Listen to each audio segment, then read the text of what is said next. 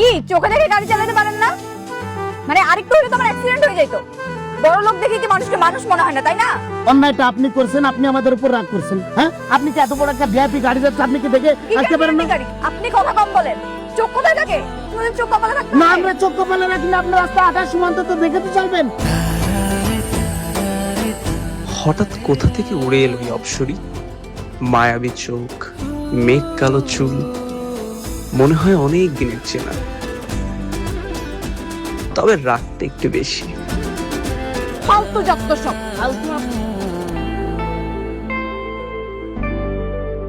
সবুজ, গাড়ি থেকে নামো। হ্যাঁ জি স্যার।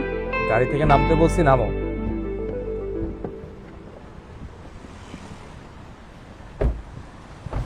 কানে ধরো।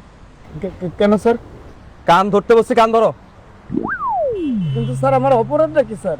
তোমার অপরাধ আমাকে জিজ্ঞেস করতেছো? আরে তোমার গাছলিতের জন্য তো একটা সুন্দর মেয়ে আরেকটু অ্যাক্সিডেন্ট করতো। আরে কি ড্রাইভার নিয়ে আসছো, ঠিক মতো গাড়ি চালাতে পারে না? এটা তো তোমার দোষ, তুমি এগুলো ঠিক করবে না আমি আসার আগে? স্যার দোষ তো উড়ারই ছিল স্যার। কিসের দোষ ছিল? দোষ তোমার আর তোমার ড্রাইভারের। তুমি ঠিক মতো দেখবা না যে গাড়ি কিভাবে চলতেছে? এত সুন্দর একটা মেয়ে আরেকটু যদি ব্যথা পাইতো, তুমি যেরকম খারাপ ব্যবহার করছো, কষ্ট পাই নাই?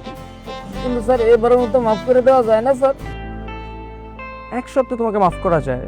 আচ্ছা, এই মেয়েটার ডিটেলস, মানে ও কি করে না করে, একদিনের মধ্যে বের করে দিতে পারবো না? সরি স্যার, না মানে একদিনের মধ্যে পারবা না? ওকে স্যার, পারবো স্যার। ভেরি গুড, চলো উঠো।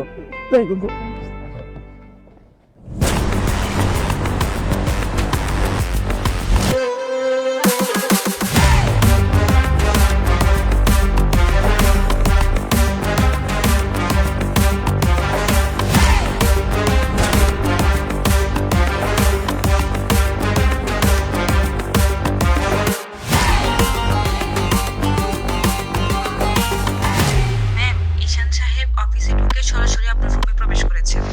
আচ্ছা ঠিক আছে, তুমি রাখো, আমি দেখছি বিষয়টা। ম্যাডাম, আপনার কফি। এখন কফি খাওয়ার সময় নাই, নিচে বলো গাড়ি বার করতে, আমি এক্ষুনি বের হবো।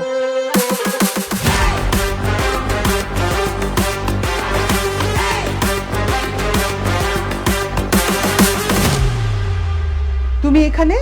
হ্যাঁ, চলে এলাম নিজের দায়িত্ব নিতে। তোমার সাথে তো আমার এই কথা ছিল না, তুমি আমার কথা অমান্য করেছো। তুমি আগে বসো, তারপর কথা বলবো।